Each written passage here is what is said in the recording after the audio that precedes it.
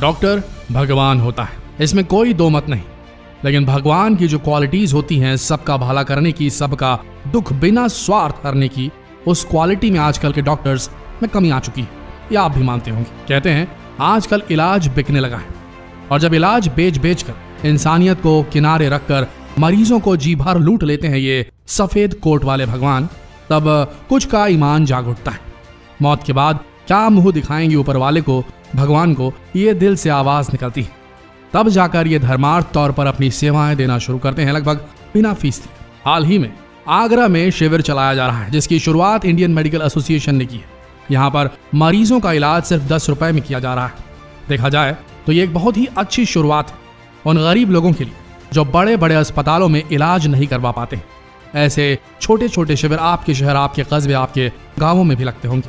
लेकिन उस नेटवर्क का क्या, जहां पर इलाज के नाम पर सिर्फ लोगों को लूटा जा रहा है। इलाज बेचने वाले सफेद कोट वाले भगवानों का गोरख धंधा जानिए किस प्रकार चल रहा है।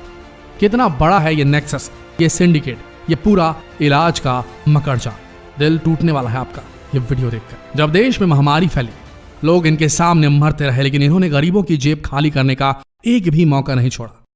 इलाज किया, मदद की, पर पेड मदद, अपने स्वार्थ, अपनी जेब के लिए। तो भगवान होने की बेसिक क्वालिटीज तो चली गई, निस्वार्थ दुख हरने की नहीं। अब सुनिए मेन हिट। महामारी के वक्त आपको याद ही होगा कि इन लोगों ने किस तरह से लोगों को लूटने का काम किया था।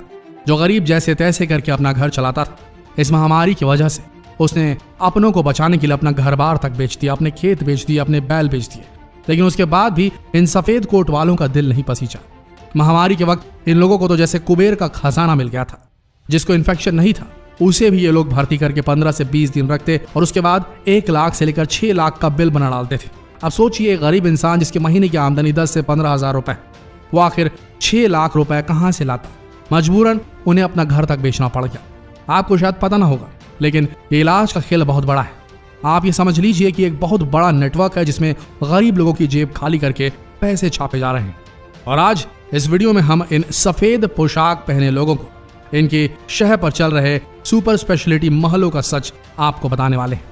कैसे झोला छाप डॉक्टर्स की शहर के सुपर स्पेशलिटी महल, हम तो इन्हें अस्पताल नहीं कह सकते, महल चल रहे हैं, उसके ऊपर से पर्दा उठाने वाले। आपने देखा होगा आजकल शहरों में बड़े बड़े सुपर स्पेशलिटी महल बनते जा रहे हैं, जहां पर लोगों का इलाज किया जाता है। इन्हें खुले हुए कुछ ही दिन होते हैं और इनके ये महल मरीजों की भीड़ से भर जाते हैं। सोचिए, किसी भी बिजनेस को फलने फूलने में सालों का वक्त लगता है, वहां ये कुछ ही दिनों में खुले सुपर स्पेशलिटी महल रफ्तार कैसे पकड़ लेते हैं। आखिर इतने मरीज मिलते कहां से इन्हें, सोचिए आखिर कैसे। आपको शायद पता नहीं होगा, लेकिन इसकी शुरुआत भारत के छोटे छोटे गांवों से होती। भारत के छोटे छोटे गांवों में बैठे हुए ये झोला छाप डॉक्टर जो होते हैं, इनकी शहर पर आज शहर के बड़े बड़े सुपर स्पेशलिटी महल जिंदा है। और ये एक बहुत बड़ा कड़वा सच है। आपने देखा होगा गांव में बड़े बड़े पोस्टर लगाए जाते हैं जिसमें लिखा होता है कि हड्डी रोग विशेषज्ञ, नाक कान गला सर्दी बुखार सबका इलाज यहीं पर। और आज बड़े बड़े पोस्टर लगाकर ये झोला छाप डॉक्टर गांव के कोने कोने में बैठ चुके हैं और गांव वाले इन्हें भगवान का रूप समझते हैं। लेकिन इन गरीब गांव वालों के पास और कोई ऑप्शन भी नहीं होता। भारत के गांव की समस्या आप जानते हैं, यहाँ पर तरह तरह की बीमारियां होती हैं जिसकी वजह से इन झोला छाप डॉक्टरों की दुकानें लगातार चलती रहती। लेकिन इससे जुड़ी एक बहुत गहरी सच्चाई ये है कि इन झोला छाप लोगों के पास एक PR होता है, पब्लिक रिलेशन वाला। जो इन झोला छाप डॉक्टरों से ये PR जो होता है, जिन्हें जो सुपर स्पेशलिटी हॉस्पिटल्स हैं शहरों वाले, वो अपॉइंट करते हैं इन PRs को कमीशन बेसिस पे, ताकि ये झोला छाप डॉक्टरों के पास पहुंचे और झोला छाप डॉक्टरों के पेशेंट को झोला छाप डॉक्टरों की मदद से रेफर कराएं बड़े हॉस्पिटल्स में जो कि शहरों में। गांव में बैठे ये झोला छाप डॉक्टर बड़ी आसानी से सर्दी जुकाम का इलाज कर लेते हैं, लेकिन जब कोई क्रिटिकल केस इनके पास आ जाता है तो इनके हाथ पांव फूलने लगते हैं। ऐसे में ये मरीजों को छूने से भी कतराते हैं। ये कह देते हैं कि हमारे पास इसके लिए इलाज की सुविधा नहीं।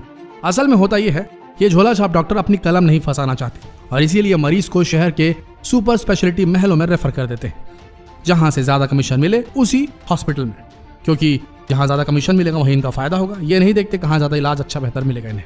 आपको लगता है कि चलो शहर में अच्छी तरीके से इलाज शुरू हो जाएगा, लेकिन आपको बता दें कि आपको लूटने की शुरुआत झोला छाप डॉक्टरों के जगह से ही हो जाती है, उनके क्लिनिक से ही शुरू हो जाती है।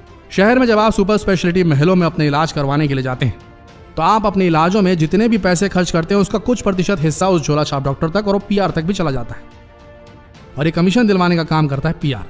ये समझ लीजिए कि ये एक तरह के दलाल होते हैं जिनकी कड़ी गांव से शहरों तक जुड़ी होती है। सुपर स्पेशलिटी महलों में जाने के बाद वहां पर इलाज शुरू होता है। जिस चीज का इलाज 5 से 6 हजार में हो जाना चाहिए वो इलाज 50 हजार और 5 लाख तक पहुंच जाता है। बेवजह तरह तरह की जांचें कराई जाती है, जिस जांच की जरूरत नहीं उसकी भी जांच कराई जाती है। और यहाँ पर भी एक नेटवर्क काम करता है। आपने गांव से लेकर शहर के नेटवर्क को तो समझ लिया, अब शहरों में ही बसे इनके नए नेटवर्क के बारे में जानिए।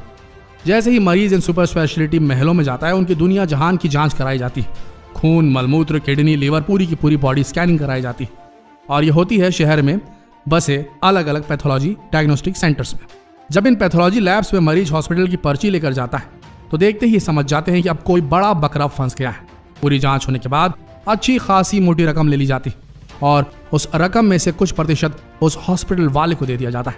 इसके बाद बारी आती है इलाज की। इलाज के समय तरह तरह की दवाइयां मंगाई जाती हैं। आपने भी कभी न कभी हॉस्पिटल के चक्कर जरूर काटे होंगे। आपने भी देखा होगा कि जब आप किसी अपने को अस्पताल में एडमिट करवाते हैं तो हर 10 से 15 मिनट में दवाई की पर्ची की एक लंबी लिस्ट दे दी जाती है और यही कहा जाता है कि आपको फलाना मेडिकल स्टोर में ये दवाई मिल जाएगी। बस आप दौड़ पड़ते हैं दवाई लाने के लिए। और आपको बता दें कि मेडिकल स्टोर वाला भी इन अस्पताल वालों को कमीशन देता है। इतना ही नहीं, जो डॉक्टर दवाई की पर्ची लिखता है उसका कमीशन भी बंधा होता है।